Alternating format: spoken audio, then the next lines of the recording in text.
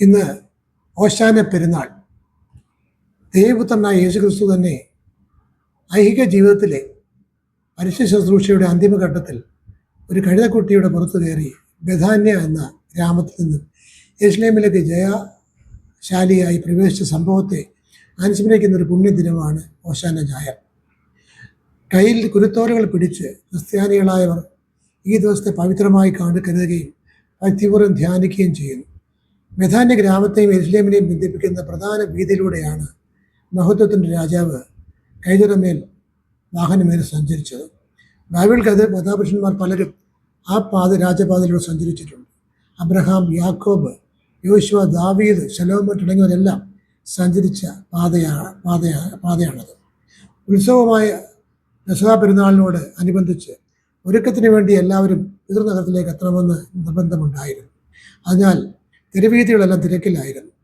അതിനാലാണ് യേശുവും ശിഷ്യന്മാരും അങ്ങോട്ട് യാത്ര തിരിച്ചത്. ശ്രദ്ധാപൂർവ്വം ഒരുക്കിയ ഒരു പരിപാടിയായിരുന്നു അത്. താബോർ മലയിൽ വെച്ച് തേജസ്കരണത്തിലൂടെ യേശു സാക്ഷാൽ ദൈവത്തിനാണെന്ന് ശിഷ്യന്മാർ മനസ്സിലാക്കിയിരുന്നു. അത് വെളിപ്പെടുത്തുവാനുള്ള സമയം സമാഗതമായതിനാലാണ് ഈ യാത്ര ഒരുക്കിയത്. വാഹനമേറുന്ന മൃഗത്തെ കൂട്ടിക്കൊണ്ടുവരുവാൻ നിർദ്ദേശിച്ചു. ഇത് മധ്യപൂർവ്വദേശത്തുള്ള ഒരു ആചാരമായിരുന്നു പലരും വ്യാഖ്യാനിക്കുന്നത്. അന്ന് ദേശാധിപതികൾ യാത്ര ചെയ്യുന്നത് സമാധാനത്തിനും ക്ഷേമാന്വേഷണത്തിനുമാണെങ്കിൽ കഴുതപ്പുറത്തും, യുദ്ധത്തിനാണെങ്കിൽ കുതിരപ്പുറത്തുമായിരിക്കണമെന്നായിരുന്നു. സ്നേഹത്തിൻ്റെയും സമാധാനത്തിൻ്റെയും സന്ദേശവുമായി ലോകത്തിലേക്ക് കടന്നു വന്ന ദൈവത്തിന് കഴുതമേൽ സഞ്ചരിച്ചതിൽ അസംഗത്യമൊന്നുമില്ല. അതുതന്നെ അല്ല, പഴയ പ്രവചനങ്ങൾ നിവൃത്തിയാകേണ്ടതുണ്ട്. സക്രിയ 9:9 സിയോൻ പുത്രിയെ ഘോഷിച്ചാനന്ദിക്കുക, യെരുശലേം പുത്രിയെ ആർപ്പിടുക, ഇതാ നിന്റെ രാജാവിൻ്റെ അടുക്കലേക്ക് വരുന്നു. നീതിമാനും ജയശാലിയും താഴ്മയുള്ളവനുമായി കഴുതപ്പുറത്ത് പെൺകഴുത കുട്ടിയായ ചെറു കഴുതപ്പുറത്തും കയറി വരുന്നു. അതിൻ്റെ പൂർത്തീകരണമായിരുന്നു ഈ യാത്ര.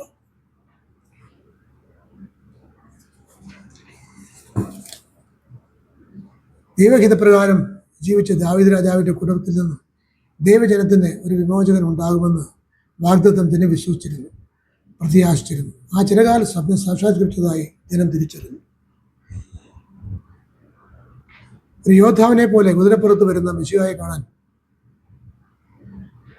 ആണവർ സങ്കല്പിച്ചിരുന്നത്. റോമൻ ആധിപത്യത്തിൽ നിന്നും തങ്ങളെ സ്വതന്ത്രരാക്കുന്ന മിശിഹ കഴുതപ്പുറത്ത് കയറി യെരുശലേമിൻ്റെ കിഴക്കേ വാതിൽ കൂടി പ്രവേശിക്കുമെന്ന് യഹൂദർവിമാർ വിശ്വസിച്ചിരുന്നു. എന്നാൽ അതിന് വിരുദ്ധമായാണ് അവർ കണ്ടത്. വരേണ്യ വിഭാഗം രാഷ്ട്രീയ സാമ്രാജ്യം സ്ഥാപിക്കുന്ന മിശിഹായെ സങ്കല്പിച്ചപ്പോൾ നീന്തരും പാപികളും പീഡിതരും ഉൾപ്പെടെ ബന്ധനത്തിൽ കഴിയുന്നവരുടെ സമഗ്ര വിമോചനമായിരുന്നു രക്ഷകന്റെ ലക്ഷ്യം. എൻ്റെ രാജ്യം ഐഹികമല്ല, പാരത്രികമാണ് എന്നായിരുന്നു യേശുവിൻ്റെ പ്രഖ്യാപനം. പ്രയോജനങ്ങൾക്ക് നിവൃത്തിയാകുമാർ ദീർഘനാളത്തെ കാത്തിരിപ്പിൻ്റെ സഫലീകരണമായി വിശ്വസിച്ചവർ അനേകരാണ്. പ്രവാസത്തിന് ശേഷം എഴുതിയിട്ടുള്ളവർ സിയോനിൽ ദൈവത്തിൻ്റെ അഭിഷിക്തനായ രാജാവ് നീതിയും സമാധാനവും സ്ഥാപിക്കുമെന്ന് കരുതി. പെസഹ പെരുന്നാളിൻ്റെ ദിനങ്ങളിൽ ഈ പ്രതീക്ഷകൾ പുത്തൻ ഉണർവ് നൽകി. ഈ യാത്രയിൽ അനുകൂലിച്ചവരും പ്രതികൂലിച്ചവരും ഒന്നായി അണിചേർന്നു. മരിച്ചവരെ ഉയർപ്പിച്ച നീതിമാൻ അതിമാനുഷ്യനെ കാണാൻ വന്നവരും ഉണ്ടായിരുന്നു. എല്ലാവരും അമ്പരന്നു. രാജാവിൻ്റെ പ്രഭാവത്തോടെ വരുന്ന ഇവൻ ആര്? ഗലീലിൽ വെച്ച് തച്ചുപണിക്കാരൻ യൗസേഫിൻ്റെ മകന് നസ്രത്തിൽ നിന്നുള്ള പ്രവാചകനെന്നും പലരും ചിന്തിച്ചിരുന്നു. എന്നാലും അതവരുടെ രക്ഷകനാണെന്ന് അവർ തിരിച്ചറിഞ്ഞില്ല. റോമൻ ആധിപത്യത്തിൽ നിന്ന് മോചനം ആഗ്രഹിച്ചിരുന്നവർ അദ്ദേഹത്തെ രാഷ്ട്രീയ വിമോചകനായി കണ്ടു. ജനം ഹോശന്ന എന്ന് വിളിച്ചു പറഞ്ഞുകൊണ്ടിരുന്നു. ഹോശ എന്ന എബ്രായ പദത്തിൻ്റെ അർത്ഥം രക്ഷിച്ചാലും എന്നാണ്. സ്തുതിയെന്നും പുകഴ്ചയെന്നും അർത്ഥമുണ്ട്. ജനം പിന്നെയും ആർത്തു വിളിച്ചു, ഹോശന്ന ഇസ്രായേലിൻ്റെ രാജാവായി കർത്താവിൻ്റെ നാമത്തിൽ വരുന്ന വാഴ്ത്തപ്പെട്ടവൻ. നൂറ്റാണ്ടുകളായുള്ള സങ്കല്പം ഹോശന്ന വിളികളിൽ അന്തർലീനമായിരുന്നു.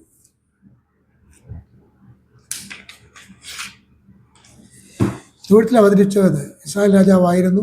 യെരുശലേമിൽ എത്തിയത് വിമോചകനായ രാജാവായിരുന്നു. മത നേതാക്കന്മാർക്ക്, ശാസ്ത്രിമാർക്ക് യേശു ഒരു കുറ്റവാളിയായിരുന്നു. രോഗികളെ സൗഖ്യമാക്കി ശാപം ലംഘിച്ചു. ദൈവദൂഷണം പറയുന്നവൻ, യഹൂദശാസ്ത്രത്തെ നിഷേധിച്ചവൻ, ആയവനെ വകവരുത്തുവാൻ തക്കം നോക്കിയിരുന്നവരുടെ ഇടയിലൂടെ യെരുശലേമിൽ എത്തി ഞാൻ രാജാവാണെന്ന് കാണിച്ചു കൊടുത്തു. യേശു സമാധാനത്തിൻ്റെ രാജാവായിരുന്നു, സമാധാനത്തിൻ്റെ പ്രഭുവായിരുന്നു. അദ്ദേഹം എവിടെയും സമാധാനം ആഗ്രഹിച്ചു.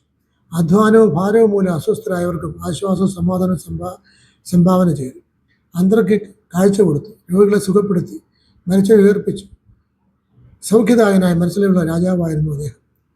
വിശക്കുന്നവർക്ക് അപ്പം കൊടുക്കുകയും പാപികളെ സ്നേഹിക്കുകയും കടലിനെ ശാസിച്ച് കൊടുങ്കാറ്റിനെ ശമിപ്പിച്ചു. കടലിന് മുകളിലൂടെ നടന്നു ദൈവമഹത്വം വെളിപ്പെടുത്തിയ അദ്ദേഹം പ്രപഞ്ചത്തിൻ്റെ സർവാധികായിരുന്ന രാജാവായിരുന്നു. യെരൂശലേം ദേവാലയം പ്രവേശിച്ച അദ്ദേഹം പാപത്തെയും മരണത്തെയും സാത്താനെയും അവൻ്റെ പശക്തികളെയും അതിജീവിച്ച രാജാവായിരുന്നു. പെൺവാണിഭക്കാരെയും വ്യാപാരികളെയും പുറത്താക്കി ദേവാലയത്തെ തൻ്റെ പിതാവിൻ്റെ ഭവനമായി ശുദ്ധീകരിച്ചു. കഴുതമേൽ കയറി അദ്ദേഹത്തിൻ്റെ വിനയത്തിൻ്റെ രാജാവായിരുന്നു.